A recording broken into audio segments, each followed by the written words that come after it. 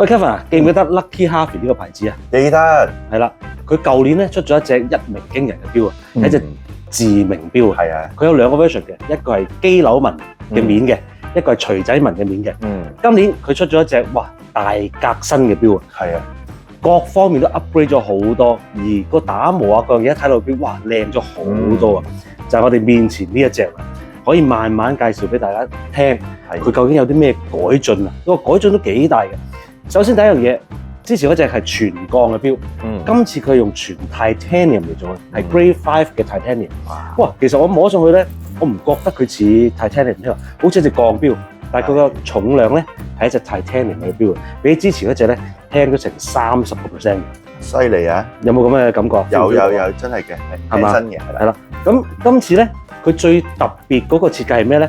嗰個自鳴響嗰下聲敲嗰個錘咧，之前喺個錶入邊嘅，係今次係擺喺個錶面度俾你睇喎。係你見到個錶面個錘仔啊？見到8點位嗰度，即係 show you how，show you how to ham， 係啦 ，show you 點樣敲。OK，show you how to 點樣敲？你呢個爛機王啊？係啦。今次佢將嗰個錘仔咧擺喺個面度，俾你睇到佢究竟點樣敲響呢隻錶嘅，係叮叮聲嗰幾下，係啦。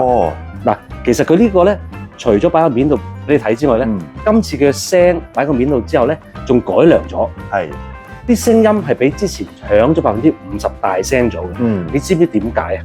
點解啊？應該係裏面成個結構都唔同咗啦。冇錯，就係嗰個鑼嗰個位啊，嗰個鑼咧，其實你就係敲嗰個邊個錶圈啦，所謂嘅一個鑼啦，改進咗，唔同咗，點樣改進咗？好啦，我哋睇下新舊版本啊，先睇呢個即係之前個版本先。你見到咧，佢敲呢個即係敲得響嗰個，其實係一個銅鑼嚟嘅，呢個咁嘅銅鑼咁嘅裝置咧，其實係新月嘅形狀嘅，係啦。短啲細啲咯，即係。係啦，咁啊，即係唔難想像點樣去敲到啦。但係我哋從來都見佢唔到啦，因為收埋咗。新呢個版本咧就敲俾你睇嘅，咁咧。個特色係咩咧？佢咧即係為咗要做到呢件事，同埋要聲音改進啲，又要俾到佢睇到咧，就變咗做咧由新月形變成一個咧，即係差唔多一個圓揼嘅 circular 咁嘅係嘅形狀嘅一個係啦，成個圈圈咁樣啦。咁所以咧令佢走出嚟咧，無論個樣以下咧，因為等陣可以 show 一次俾你睇㗎。個時針咧去到50零分咧，你會見到佢已經預備啊，好似人哋拉落去咁啊，預備哇一嘢打落去咁樣係啦，即係港交所咁樣上市啊嘛。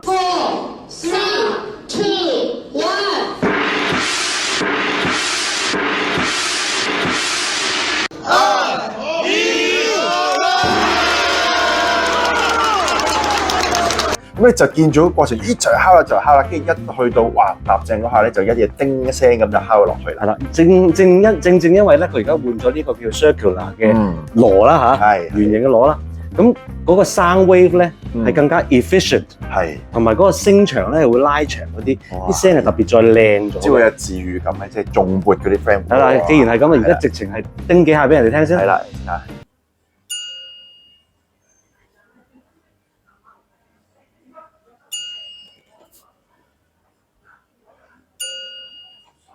嗱，頭先你講呢個錘，哇，好似港交所敲鐘咁敲落去啦。其實呢個錘嘅設計咧，都有一啲 inspiration 可以講下。係，其實源自於咧我哋呢個中國古代嘅樂器嘅，係啦。以前有個敲擊樂嘅樂器叫做編磬，係啦，呢個係嚟自唐朝嘅，係啊，2200年前嘅一個樂器啊。哇，你真係犀利喎，有做功課，滿肚墨水喎。唐朝你都知係啦。咁咧嗱。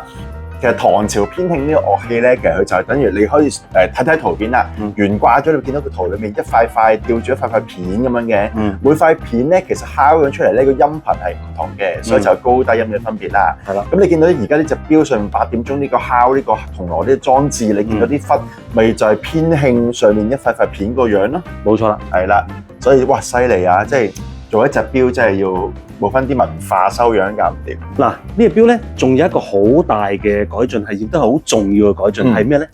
其實上一代嘅時候咧，好多坊間嘅意見咧就係話，哇 ，Lucky Harvey 呢個名有啲難搞喎，仲要咁大隻 logo 擺喺個錶面，有啲 odd 喎，唔係幾好睇喎。好難搞咩？Lucky 唔好咩？我唔知點解啦，總之但係出嚟嘅視覺效果係真係麻麻地嘅。咁品牌方我相信亦都聽到呢啲客戶嘅意見啦。今次佢就冇再咁樣 Lucky Harvey 咁成個 logo 懟喺個錶面度啦。佢係好 subtle咁樣將個 H 擺喺12點位，咁變咗成隻錶個美感咧又相對提升咗好多。咁啊係嘅，啱 feel 啲嘅係啦。好嗱，講咗頭先嗰啲重大改變之外咧，其實有一啲佢都會同翻之前嘅錶沿用翻一啲設計概念嘅。例如佢12點位會有個 Big Day 啦，係咪？然之後4點位嗰度咧，依然有一個開關掣，就係話如果你唔想隻錶叮叮聲，可能你開緊會瞓緊覺嘅時候，你可以將呢一個字明瞄咗佢，熄咗佢嘅。呢啲上一代嘅設計都有嘅，咁今次亦都沿用翻嘅。咁當然啦，佢個錶面會有一個藍寶石嘅錶面啦，同埋錶面同錶底咧都有翻呢個 Gill Shade 嘅紋啦，即係呢個機紐紋嘅。機紐紋嗱，除咗頭先嗰啲 basic information 之外咧，呢隻錶其實個 size 咧比上一代係細一啲嘅，細一成3mm 咁上下嘅。而家我哋手上邊呢一隻啊，大約係41mm 左右啦，即係之前嗰隻差唔多係44、43咁長。咁所以我覺得戴上手咧，感覺又舒服咗嘅。係啦。咁呢隻錶除咗有鋼帶嘅 version 之外咧，真係好貼心，跟多2條帶俾你，俾多條膠帶你，俾多條皮帶你。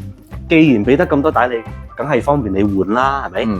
今次嗰個快拆嘅 mechanism 咧，亦都係改良咗，靚仔咗好多嘅。只要你一撳錶底嗰粒的，成條鋼帶就褪咗出嚟啦，非常之方便。我啲咁理氣又咁外行嘅都一嘢就拆到啦。係啦，嗱呢一個新嘅 version 咧有5個顏色嘅，除咗你而家金色同埋綠色喺我哋面前呢個款式之外咧，佢仲有係另外3個顏色嘅，即係 total 有5個顏色嘅，而每一個顏色咧都係限量50隻嘅。